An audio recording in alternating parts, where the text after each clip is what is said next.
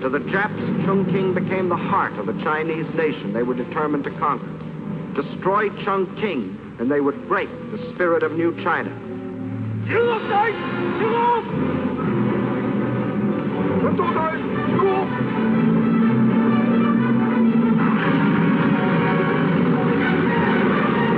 As they couldn't reach the city by land, they would send their bombers to blast it from the face of the earth.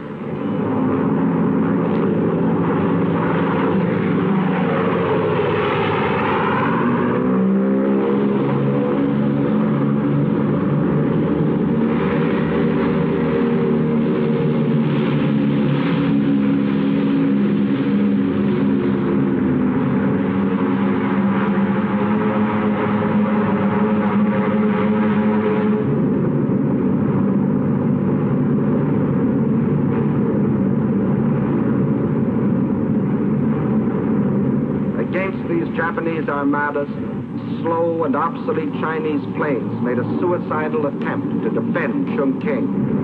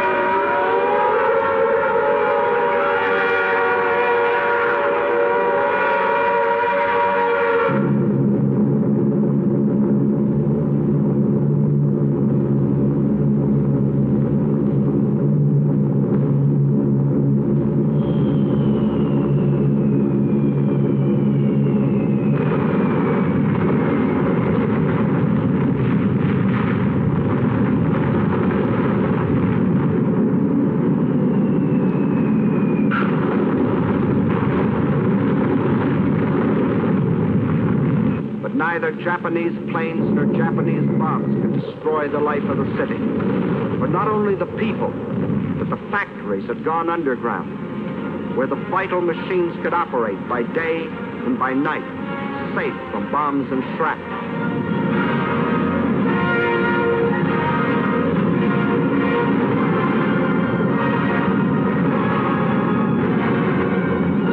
This time, the Chinese had anticipated their enemy. In spite of bombs and fire and destruction, this time the Chinese stood fast.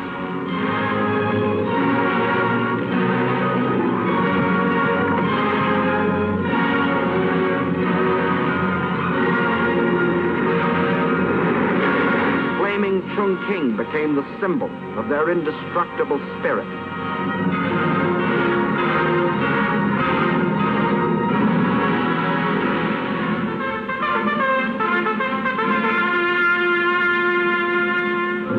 Now the call to arms sounded throughout New China. And from the vast interior, China's millions answered the call.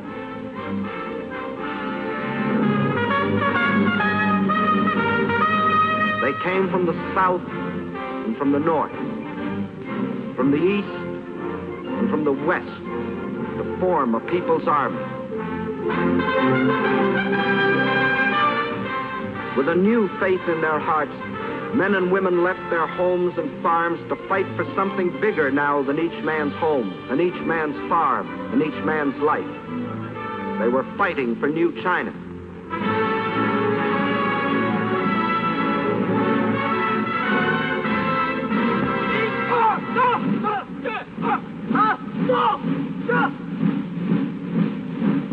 New soldiers, awkward and unskilled, like all new soldiers. But they toughened and trained.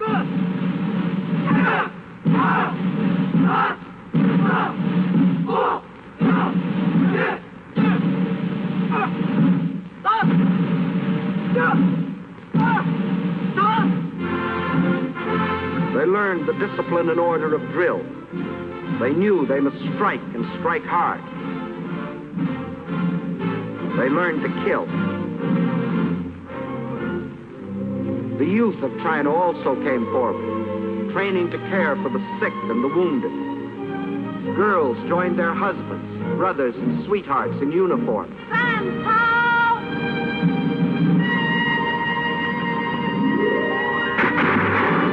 And to the aid of China came volunteers from other lands, men who pledged themselves to fight against tyranny and oppression no matter where. Americans like the legendary Colonel Chennault and his Flying Tigers, who, with their few American planes, were knocking down enemy planes at the fantastic ratio of 20 nips to 1 of their own. The Japs had hoped to ride to world conquest on the back of the giant Chinese workhorse. Phase 2 of the Tanaka Plan called for breaking the horse to their will, but the great patient horse refused to be broken. The enraged Japs saw their whole plan of conquest bogging down. So they set out to drain the giant's strength by cutting the arteries through which flowed China's lifeblood of supplies. They penetrated along the rivers.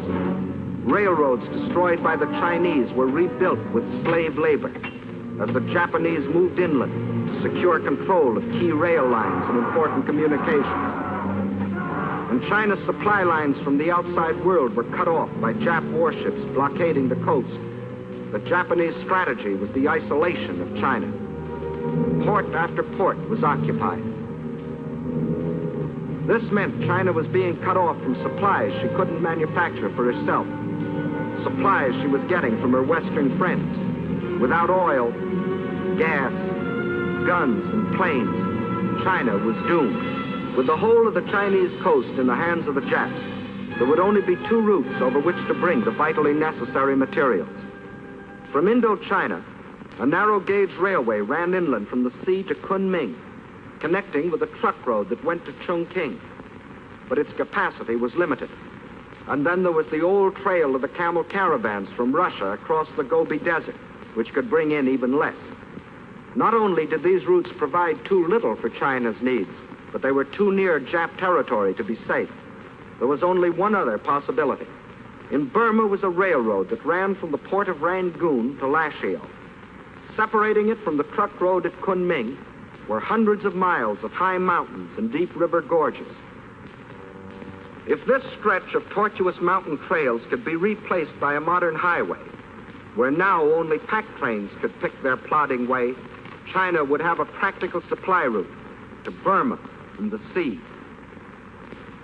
Several internationally known firms of engineers were called in to do the job. They said the work might be completed in 6 or 7 years, if China could supply them with the most modern machinery. But China didn't have the modern machinery, nor did she have the 6 or 7 years.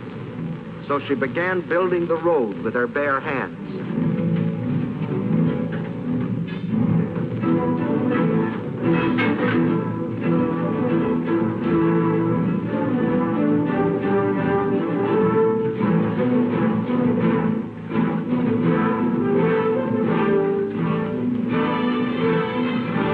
By thousands, by tens of thousands, by hundreds of thousands.